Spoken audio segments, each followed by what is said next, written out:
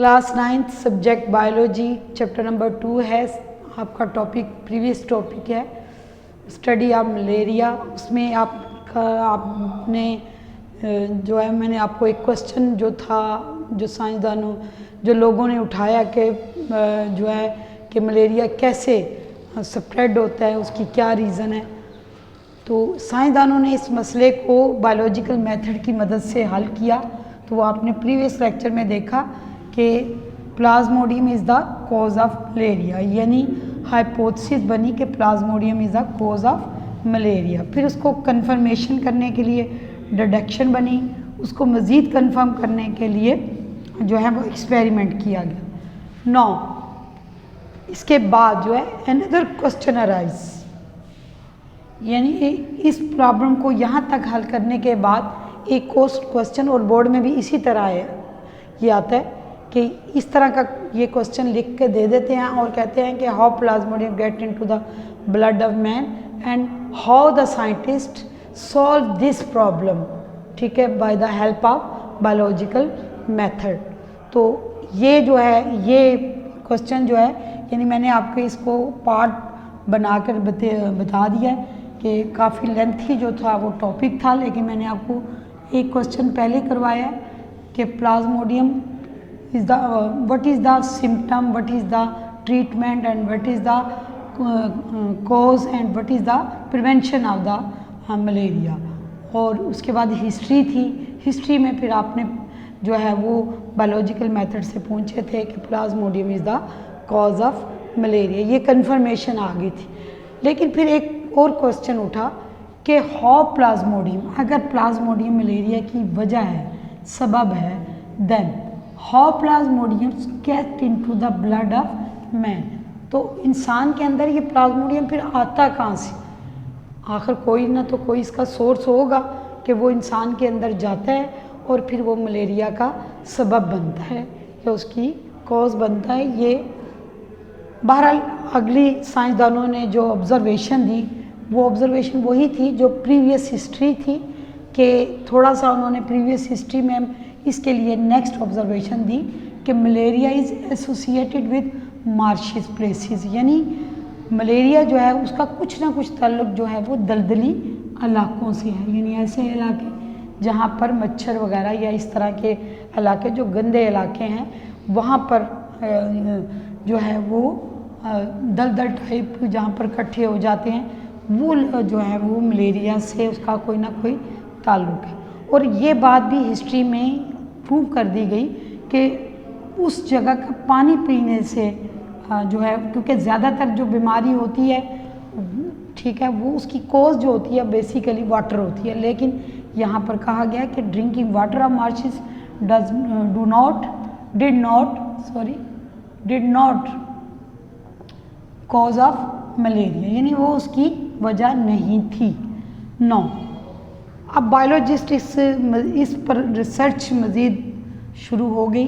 तो इसमें एक साइंसदान जिसका नाम था AFA किंग, उसने कुछ अपनी, यानी ये बायोलॉजिस्ट था, इसने 1883 ने ये MCQs भी आता है डेट में, तो ऑब्ज़र्वेशन दी, अपनी उसने ऑब्ज़र्वेशन दी, ठीक है, कंसीडर द प्रीवियस ऑब्ज़र्वेशन जो कि विच वर गिवन इन हिस्ट्री। अब इसने जो ऑब्ज़र्वेशन दी वो 20 ऑब्ज़र्वेशन थी तमाम हिस्ट्री को देखते हुए।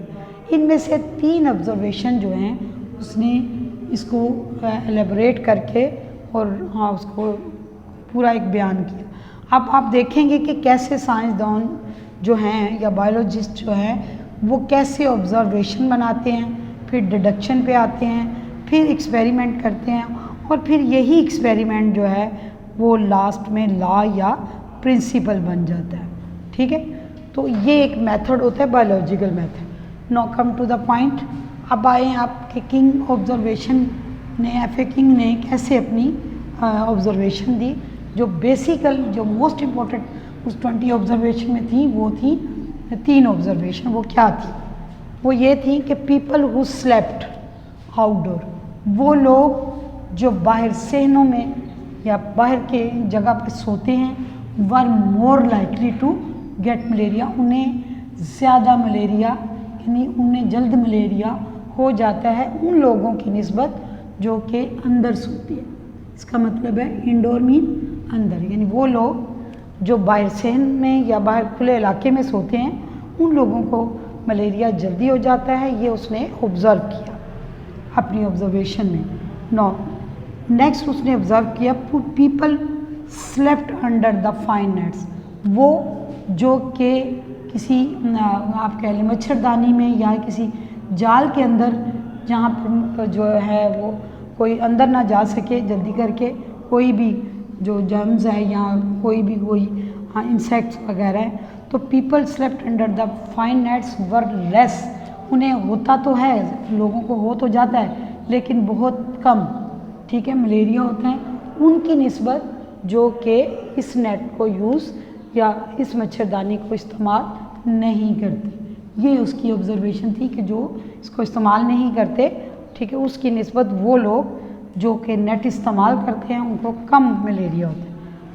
तीसरी ऑब्जर्वेशन थी individual who slept near a smoky fire, यानी ऐसी मकाम जहाँ पर धुआं वगैरह हो, ऐसी इलाके में या ऐसी फैक्ट्री के करीब जहाँ पर स्मोकी फायर हो, यानी आग से धुआं पैदा हो रहा हो, ठीक है, उन्हें भी जल्दी करके मलेरिया नहीं होता, ठीक है। तो इस 3 ऑब्जर्वेशन को उसने बेसिकली जो है वो ज़्यादा कंसीडर किया, उसको उसने अपना एक टूल बनाया।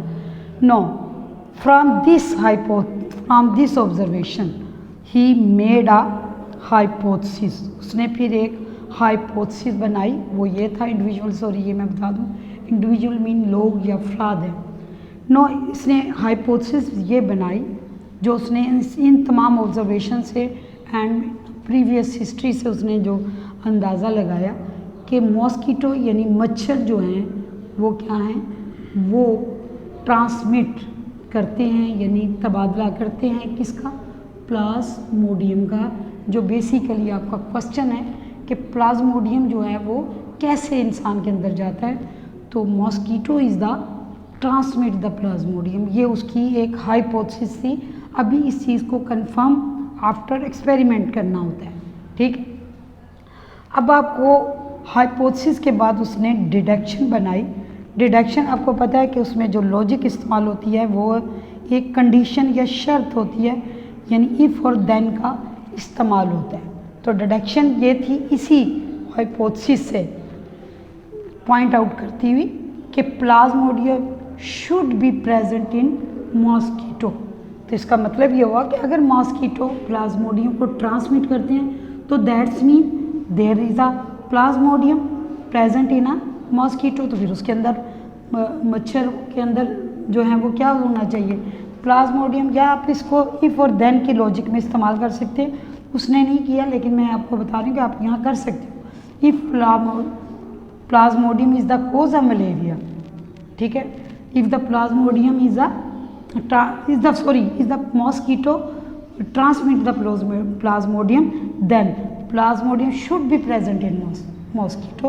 यानी डिडक्शन फिर ये बन गई कि अगर मॉस्किटो जो है, अगर मॉस्किटो ट्रांसमिट करते हैं प्लाज्मोडियम, तो इसका मतलब ये हुआ then plasmodium should be present in a mosquito. तो फिर ये शर्त होगी कि प्लाज्मोडियम मच्छरों के अंदर होना चाहिए, तभी तो वो ट्रांसमिट कर रहा है और मैन के अंदर जो है वो उनके ब्लड के अंदर जा रहा है प्लाज्मोडियम, और वहाँ जाकर जो है वो मलेरिया का सबब बन रहा है। तो इसका मतलब ये हुआ कि मॉस्किटो जो हुआ वो एक किस्म का वेक्टर हुआ, यानी ट्रांसमिट करने का एक ज़रिया हुआ प्लाज्मोडियम को।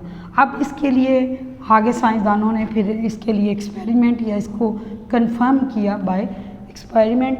तो रोनाल्ड रोस एक साइंसदान था, उसने इस चीज़ को साबित किया जो एक डिडक्शन जो है बन चुकी हुई थी कि Plasmodium should be present in a mosquito.